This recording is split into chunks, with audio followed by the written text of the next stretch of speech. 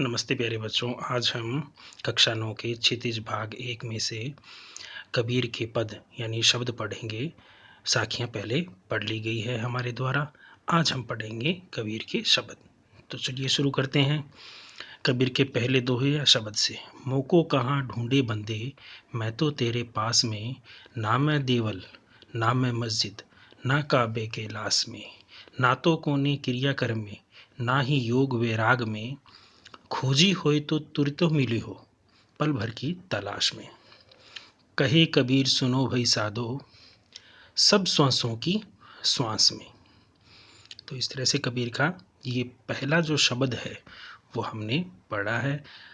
अब चलिए इसका करते हैं हम सहप्रसंग व्याख्या भी पढ़ते हैं।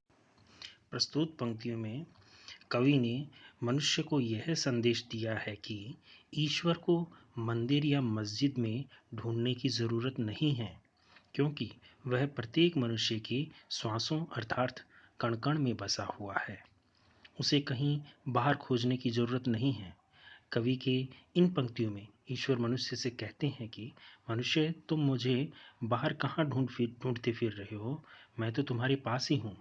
मैं न ही किसी मंदिर में हूँ और न ही किसी कैलाश में, और न ही मैं किसी काबे में हूँ, और न ही मैं काशी में हूँ।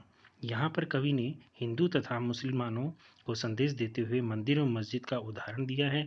आगे ईश्वर कहते हैं कि तुम मुझे न किसी क्रियाकर्म अर्थात पूजा पाठ, नमाज इत्यादि से प्राप्त कर सकते हो, और न ही तुम मुझे वैराग्य यानी किसी योग साधना से प्राप्त कर सकते हो।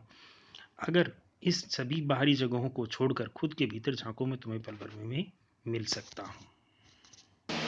और अंतिम लाइनों में कवि सभी भक्तों को यही संदेश देते हैं कि परमात्मा हमारे अंदर ही बसा हुआ है, वह हमारे कण कण में है।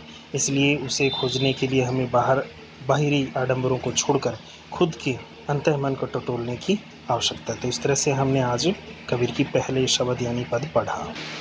अब बात करते हैं पाठ्य पुस्तिका के दूसरे शब्द या पद की।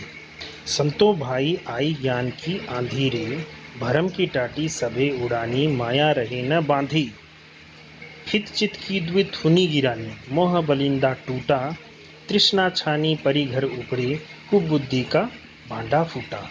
जोग जुगती करे संतो बांधी, निर्चु चुबे न पानी, कूड़ कपट काया का निक्स्या, हरि की गति जब जानी।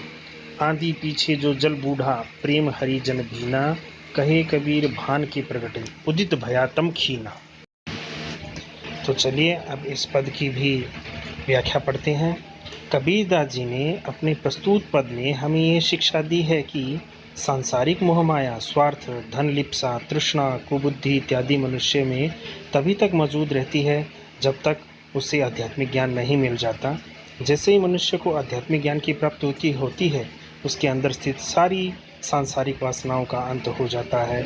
यहाँ कवि कहते हैं कि जब ज्ञान की आंधी आती है तो भ्रम रूपी बांस के टट्टरों को माया रूपी रस्सियाँ बांध कर नहीं रख पाती, और बांस की टट्टरें इस ज्ञान की आंधी में उड़ जाती हैं। स्वार्थ और धन लाभ रूपी खंभे जो छत को सहारा देते हैं, दोनों गिर चुके हैं, और इसी प्रकार कारण वश मोह रूपी छत की बलियां भी गिर गई है। छत का सहारा देने वाले खंभे और बलियों के गिर जाने से तृष्णा रूपी छत की धरती पर आकर गिर गया है, और इस प्रकार जब सब गिरने लगे तो घर अर्थात मनुष्य के अंदर कुबुद्धि रूपी बर्तन स्वयं ही टूटने लगे।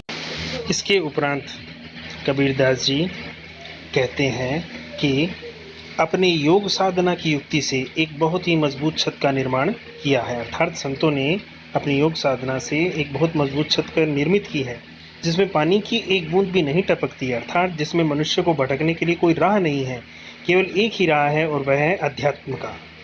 इस प्रकार जब हम हरि यानी ईश्वर के रहस्य को जानेंगे तो हमारे अंदर से सारे छल कपट का अंत हो जाएगा, और हम इस ज्ञान की आंधी में होने वाली भक्ति रूपी वर्षा में खुद को भीगा हुआ पाएंगे।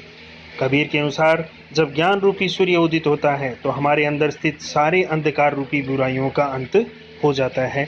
तो प्यारे बच्चों, आज हमने कक्षा 9th के दोनों जो कबीर के शब्द हैं, पहला शब्द और दूसरा शब्द, दोनों के सह प्रसंग व्याख्याएँ पढ़ ली हैं। अब इससे संबंधित जो भी अभ्यास प्रश्न कार्य होगा या अभ्यास प्रश्न होगा वो आपको अपने दे दिए जाएंगे।